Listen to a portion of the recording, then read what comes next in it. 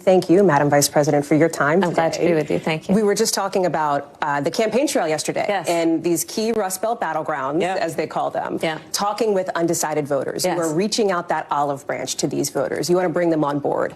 For them, for so many voters, we know that a huge issue for them is the economy. Right. It's the cost of living. I've been on the campaign trail. I hear that in the field again and again. You look at some of the numbers on this, and our new NBC News poll shows that more voters think that the Biden administration policies have hurt them rather than help them. And I wonder, are the last 4 years an obstacle to you in this race?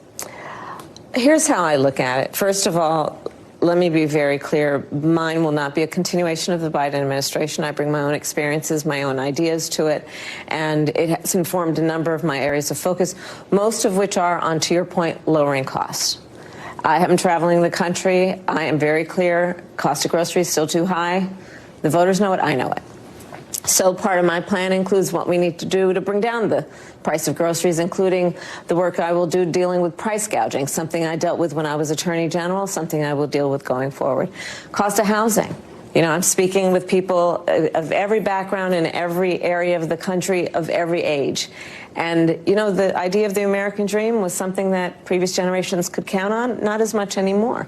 Bringing down the cost of housing by doing what I have done in my career that perhaps is a different approach, which is really actively working with the private sector, for example, home builders, to create incentives for them to build millions of new homes in housing units so we can bring down the cost, including what I will do to give people a $25,000 down payment assistance if they are a first-time home buyer.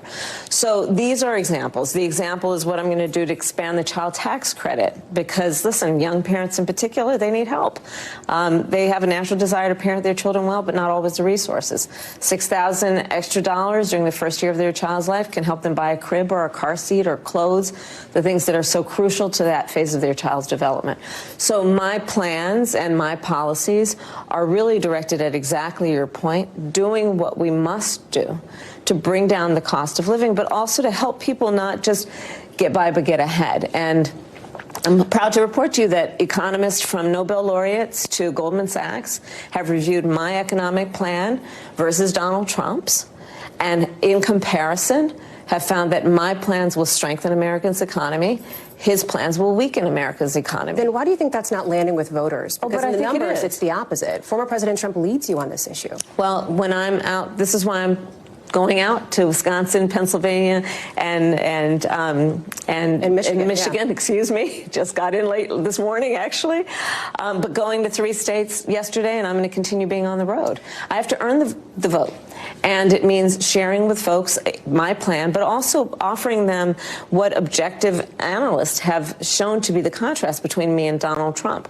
My plans are focused on working people, the middle class, and what we must do to strengthen hardworking people to be able to do what they dream and aspire to be able to do. His plans are about giving tax cuts, massive tax cuts, to billionaires and big corporations. His so-called plan for the economy, economists have estimated, will exacerbate inflation and invite a recession by the middle of next year. So there's a huge difference between he and I. Let me ask you about something that you said when you were running for president the last time around, back in 2019. At the time, you said that the elephant in the room was whether the country was ready for a woman and a woman of color to be president.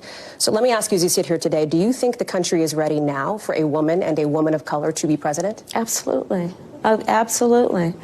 And I am saying that in terms of every walk of life of our country. You know, I think part of what is important in this election is really not only turning the page, but closing the page and the chapter on an era that suggests that Americans are divided. What I know from personal experience, from lived experience, and from my travels even most recently, the vast majority of us have so much more in common than what separates us. And what the American people want in their president is a president for all Americans, which is the type and kind of president I pledge to be. This is my life's work. As you know, I started as a prosecutor. I never asked a victim of crime, a witness to crime, are you a Republican or Democrat? The only thing I ever asked them is, are you okay? And that's what the American people want to know, regardless of their race, regardless of their gender or their age. They want to know that they have a president who sees them and understands their needs and focuses on their needs, understanding we all deserve to have a president who is focused on solutions and not just fanning the flames of division and hate. You've been reluctant to lean into, to talk about the historic nature of your candidacy on the campaign trail. Why is that? Well, I'm clearly a woman. I don't need to point that out to anyone. The point that most people really care about is, can you do the job? And do you have a plan to actually focus on them? I hear you on that. And that is why I spend the majority of my time listening and then addressing the concerns, the challenges, the dreams, the ambitions, and the aspirations of the American people. They deserve to have a president who's focused on them, as opposed to a Donald Trump who's constantly focused on himself. I think that's part of why people are exhausted with Donald Trump and his approach, because it's all about himself and his personal grievances, and not about the American people, not about how are you going to help families, how are you going to help small businesses, how are you going to strengthen our economy. These are the things I'm focused on. I'm focused on investing in the new industries on which America should lead and be a global leader. I ask because to implement the agenda that you want to implement, you have to win first. You have to win the White House. And right now there is a big gender gap in this race. Fewer men support you right now than they did President Biden. Some of your allies have suggested there's sexism at play. I wonder, do you think there is sexism at play here? Let me just tell you something. You've come to my events, and you will see there are men and women at those events, whether it be small events or events with 10,000 people. So the experience that I am having is one in which it is clear that regardless of someone's gender, they want to know that their president has a plan to lower cost, that their president has a plan to secure America in the context of our position around the world. They want a president of the United States who honors our military, who understands the importance of America's leadership around international rules and norms. And that is regardless of gender. So and that is how I will lead. Do you not see sexism as a factor in this race at all? I don't think of it that way. My challenge is the challenge of making sure I can talk with and listen to as many voters as possible and earn their vote. And I will never assume that anyone in our country should elect a leader based on their gender or their race.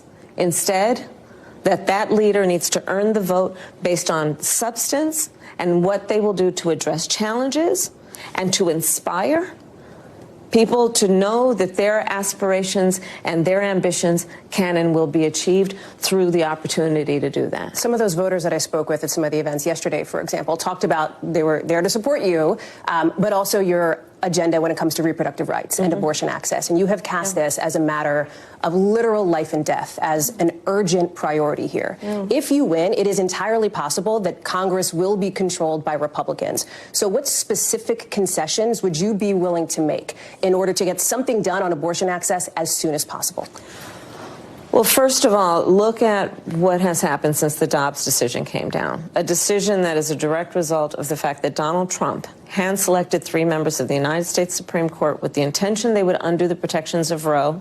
They did as he intended, and now in 20 states we have Trump abortion bans, which some make no exception for rape or incest, which criminalize health care providers in a state like Texas, prison for life for doctors and nurses if they provide reproductive care. And where we have seen this issue on the ballot, to your point about elections, from red states to blue states, when freedom is on the ballot, the American people vote for freedom, regardless of the party they are registered to vote with. We have seen that. And I know that there are members of the United States Congress who are well aware that their constituents are in favor of the very fundamental principle that a woman should be able to make decisions about her own body and not have her government tell her what to do. So is a question of pragmatism then, what concessions would be on the table? Religious exemptions, for example, is that something that you would consider? I don't think we should be making concessions when we're talking about a fundamental freedom to make decisions about your own body. To Republicans like, for example, Susan Collins, Lisa Murkowski, who would back something like this on a Democratic agenda if, in fact, Republicans control Congress, would you offer them an olive branch, or is that off the table? Is that not an option for you? I'm not going to engage in hypotheticals, because we can go on with a variety of scenarios. Let's just start with a fundamental fact. A basic freedom has been taken from the women of America, the freedom to make decisions about their own body. And that cannot be negotiable, which is that we need to put back in the protections of Roe v. Wade. And that is it. But what if you can't do that? What if you can't get that passed and you want to save lives in Florida and in Texas and in Georgia? What do you do at that point? I'm not going to go down that rabbit hole with you right now. Because right now... It's a question that's out there, because it's not a guarantee that Democrats will win control of Congress. Well, I'm doing everything I can to make sure that we do. On this issue, I think that what is clear to me is whether someone is... I was just with one of the leaders, and I think opinion leaders in the Republican Party, Liz Cheney, who she is, as she has stated publicly and has expressed her private feelings. She said it on stage yesterday. She is pro-life. But she also understands the pain and the tragedy that has happened since Donald Trump allowed Roe v. Wade to be overturned. So that's my point about what is non-negotiable. It has to be that we agree that it is so fundamental that we allow women the ability, with their doctor, if they choose, talking with their faith leader, to be able to make these decisions and not have the government tell her what to do. On the question of your beliefs, what you believe in, let me ask you this question, very broadly speaking here. Sure. Do you believe that transgender Americans should have access to gender-affirming care in this country? I believe we should follow the law.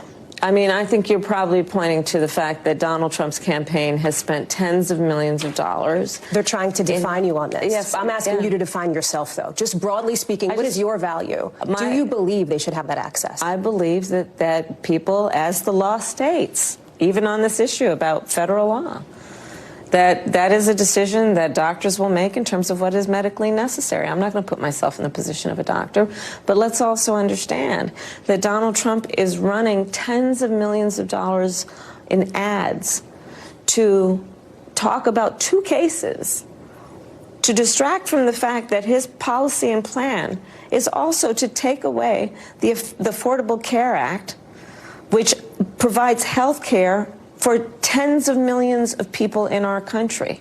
That his plan is to undo the $35 a month cap on insulin, that it impacts millions of seniors in our country. That his plan is to do away with the $2,000 cap on prescription medication, the annual cap.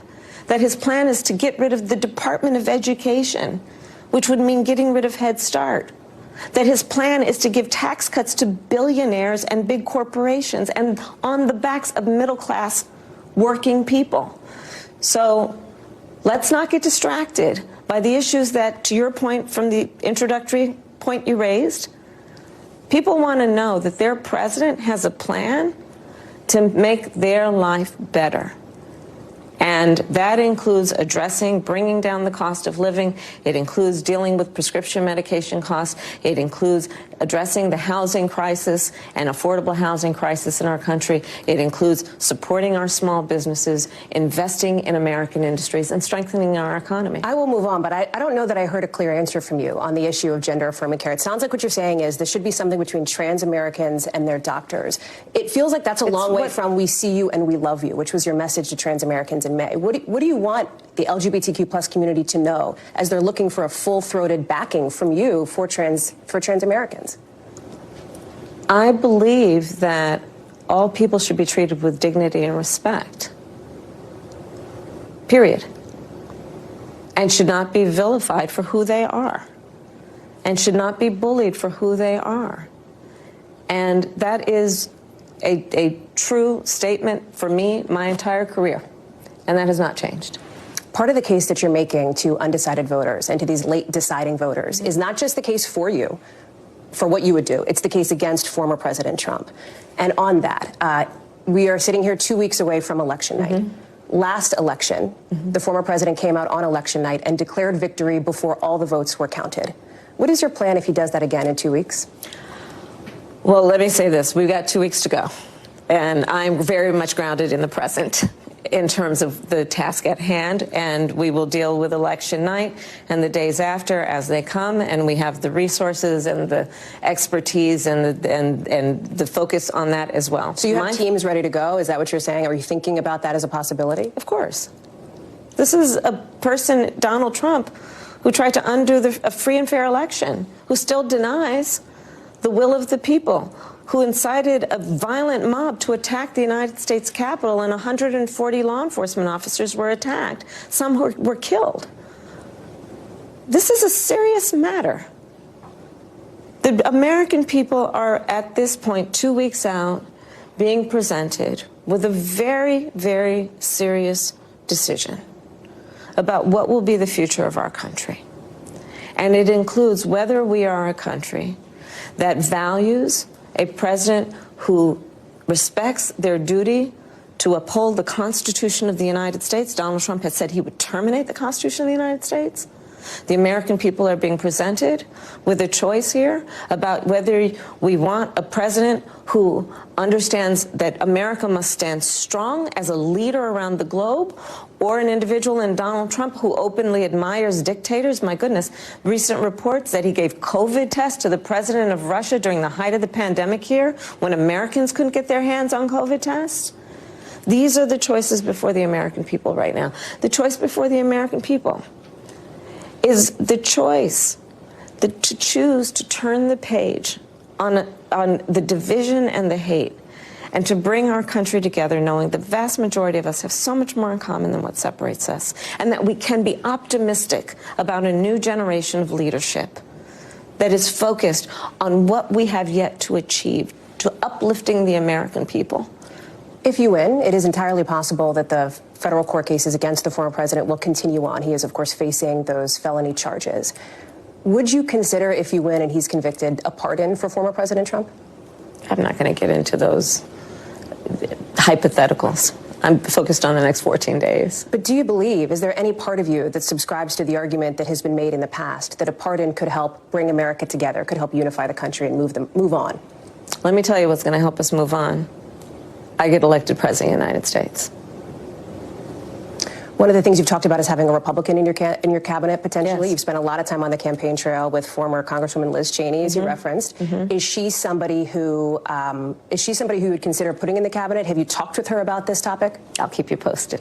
Okay. On immigration, because this is another issue that's really important to Americans here. Sure. Immigration's and customs enforcement, of course. Back in 2019, you stopped short of calling to abolish ICE, as some Democrats were doing at the time. But you also said... I've never called for correct, you stopped short of that. Yeah. That's right. Yeah. That's right. You said we should critically re-examine it, and you considered starting from scratch. Would you consider, if you're president, starting from scratch with ICE? Let me tell you what the Customs and Border Patrol agents need, what the immigration system needs. It needs to be fixed. And it needs to be fixed in a number of ways that include bringing forth a bill that conservative members of Congress, along with others, pulled together, that we supported actively, that would put 1,500 more border agents at the border, to give those folks who are working around the clock and need support the assistance they need to get their job done. What we would do with that bill, if it were brought forward, is be able to continue to stem the flow of fentanyl coming into the United States, which is ravaging communities around our country. It would give us the more resources to do what we need to do to prosecute transnational criminal organizations, something I have done. But what happened to that bill? Donald Trump got word of it and told his friends in Congress, kill the bill, don't bring it forward, because Donald Trump would prefer to run on a problem instead of fixing a problem. And again, in this election, there are two very different choices. One that is focused on solutions, and the other that is focused on constant grievance and running on problems with no agenda for fixing them. And in fact, on this issue of immigration, he has been an obstacle to fixing this problem. My proposal includes strengthening what we must do to ensure that we have an orderly and humane immigration system, and that we fix what has been broken for a long time. It has transcended administrations, and it needs to be fixed. You have made it clear that you believe this is a binary choice between you and Donald Trump. Those are the candidates on the ballot. There's only two choices. Yes, yes. And I know that Joe Biden is not on the ballot. I understand that. But the reason that you are at the top of the ticket is because he dropped out of this race. And so I want to ask you, and it was largely because of that debate performance back in June. You defended him in the days before and in the days after, as you were campaigning for another 4 years for President Biden. Can you say that you were honest with the American people about what you saw in those moments with President Biden as you were with him again and again, repeatedly in that time? Of course. Joe Biden is an extremely accomplished, experienced and capable in every way that anyone would want if they're president. And you never saw anything like what happened at the debate night behind closed doors with him? It was a bad debate. People have bad debates. Should he? He is absolutely. But that's the reason why you're here, and he's not running for the top of the ticket. Well, you'd have to ask him if that's the only reason why. What do you think? I am running for president of the United States. Joe Biden is not. And my presidency will be about bringing a new generation of leadership to America that is focused on the work that we need to do to invest in the ambitions and aspirations of the American people. It's a judgment question. That's why I ask. Can the American people trust you in these moments, even when it's maybe uncomfortable for Americans to level with Americans in that way? So that's why I ask. And it sounds like what you're saying is you feel like you never saw anything like that from President Biden. I have worked with Joe Biden, hours and hours and hours over these 4 years, whether it be in the Situation Room or the Oval Office. Joe Biden is the one who was able to bring NATO together during a crisis where, for the first time in 70 years, Europe saw and has seen war. Joe Biden has done the work that has been about being a leader on what we have done to fix so much of what has been broken in terms of the economy because of Donald Trump's mismanagement. I speak with not only sincerity, but with a real firsthand account of watching him do this work. I have no reluctance in saying that. No, of course I don't. Madam Vice President, thank you for your time.